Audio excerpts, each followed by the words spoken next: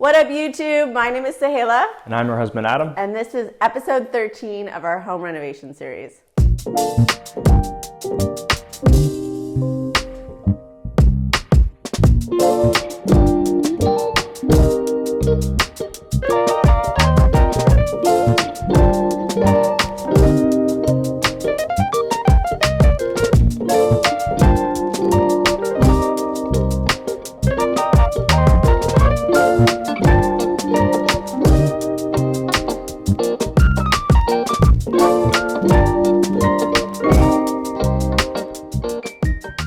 We are back, baby, and we have some good news to share. After a 6-month new baby break, we have decided to continue renovations on the basement.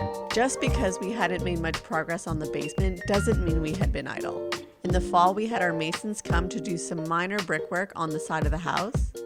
Adam and I finally decided and installed a new chandelier in our kitchen. And we prepared the basement for framing by first installing blanket insulation in all exterior walls.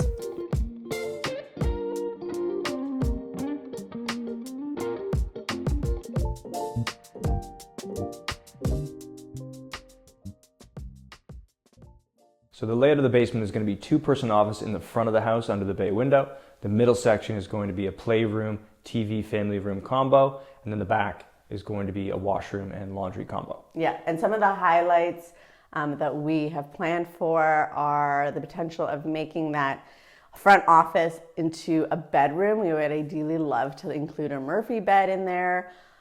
Right now, we just had a kid, but if we have one more kid, we're gonna be very limited in bedroom space. So it'd be great to have that ability, like thinking forward, to transform that room into a bedroom would we need it.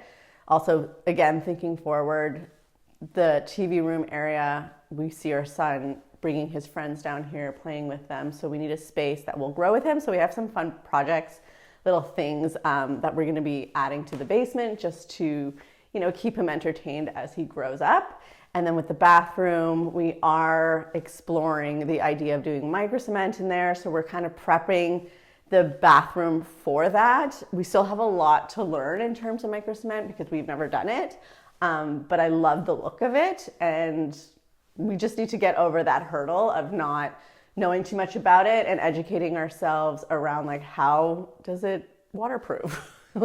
And how do you use it in a bathroom setting properly?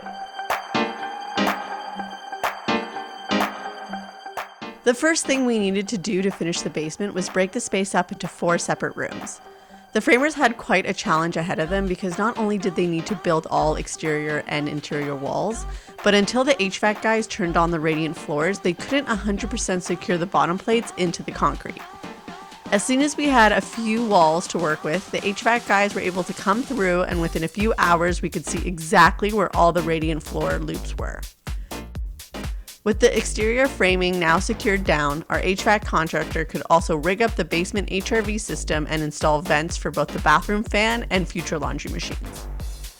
We also had our window installer come to reinstall one of our new basement windows that we had to remove earlier in the season to properly finish the brickwork outside.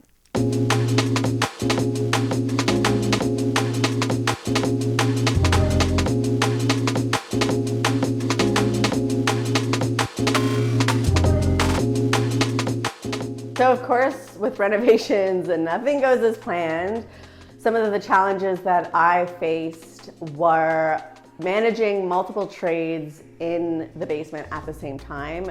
Framing takes up a lot of space.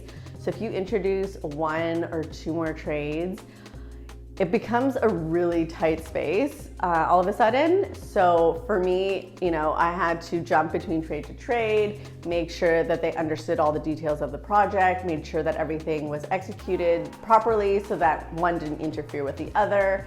Also making sure everyone had what they need and they weren't infringing on each other's space too much.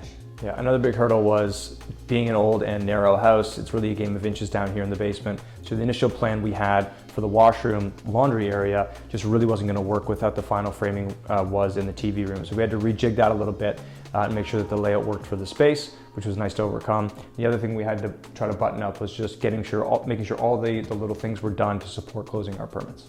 Okay, so that is a wrap on week 2 of finishing the basement, my brain is a bit fried. After all of this, I feel like we did so much though this week. We had 3 different trades come through, whether to just do a site visit or to actually like get work done. There's a lot of decisions that we had to make in real time and problem solving that we had to figure out, but we did it. And I'm just like really happy with the progress. We have 1 more week until Christmas.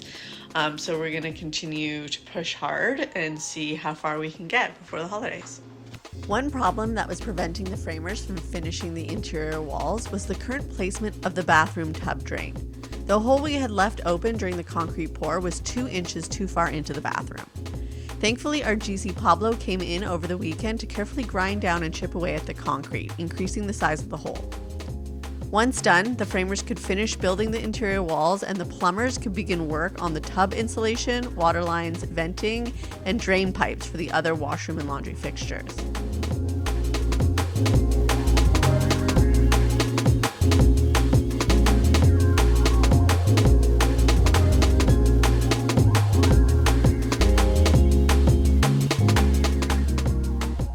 We also never properly vented the plumbing system out of the roof, so since everyone was on site at the same time, we finally checked that task off our to-do list.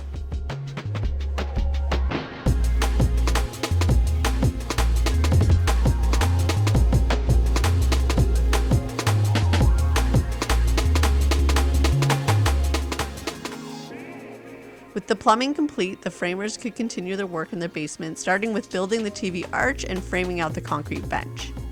Adam and I want to conceal the concrete bench as much as possible, so we thought using it as a TV stand would be the perfect way to do so.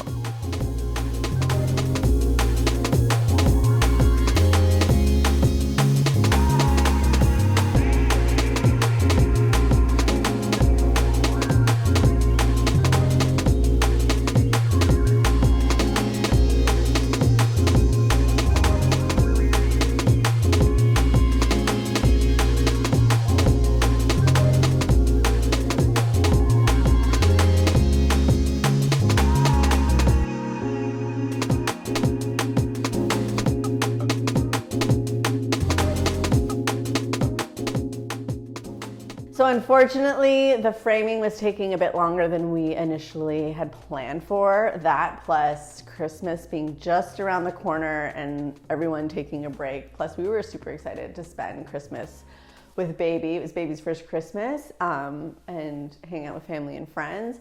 So with all of this, we were obviously going to face some delays and we just had to reshuffle our timeline for the new year. Yeah, and delays happen. You have to roll with the punches and be patient, not get stressed out. And we made a lot of really good decisions before we went on our break that really encouraged us, and we were seeing the progress that we wanted to see. So despite the delays, everything was coming together nicely.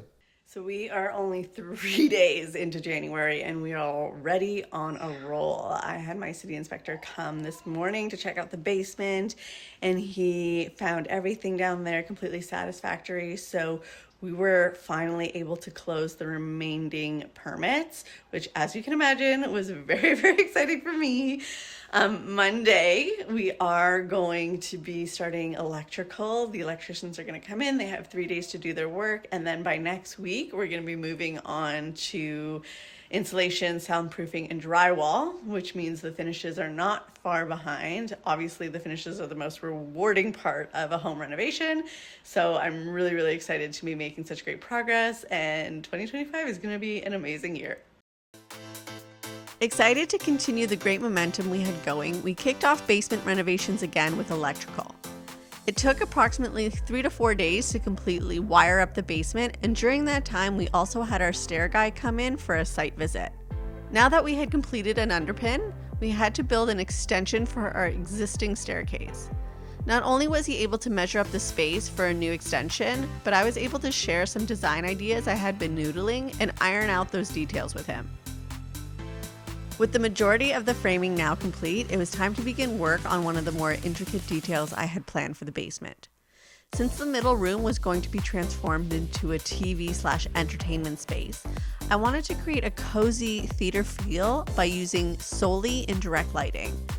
To do so, I wanted to use this cove ceiling detail with a hidden LED light channel that would shine light upwards, illuminating and bouncing light into the room off of the curved ceiling.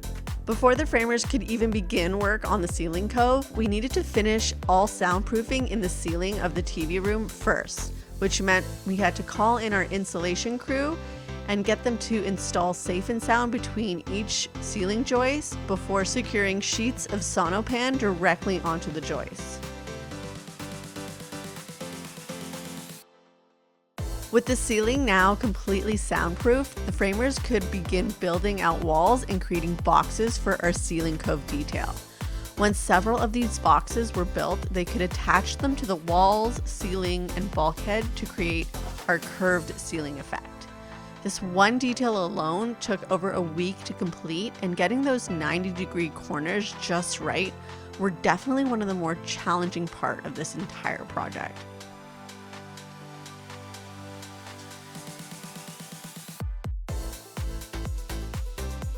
I also had the guys anchor these heavy-duty 360 swing hooks into the steel beam so we could create a little jungle gym for baby. Although he might be a little young for all the attachments now, as he grows we can hang ladders, swings, gymnastic rings, ropes, etc. onto them and keep him and his friends entertained when they come over to play. With the ceiling done, the last thing the framers had to do was finish the tub framing, routering the edges of the plywood top. With the framing now behind us, we called our insulation and drywall crew back in to continue with soundproofing. Since Adam is going to have his office in the basement, we want to make sure that the sound from the TV room doesn't travel between floors or rooms as much as possible. To do this, we installed safe and sound insulation in the walls as well as more sonopan on the interior walls and ceiling. By the end of the week, not only was the basement completely soundproof, but we were able to welcome our drywall delivery. I was so ready to close up the walls and begin drywall. We were 2 months into basement renovations, and seeing those drywall sheets go up felt like all our hard work was paying off.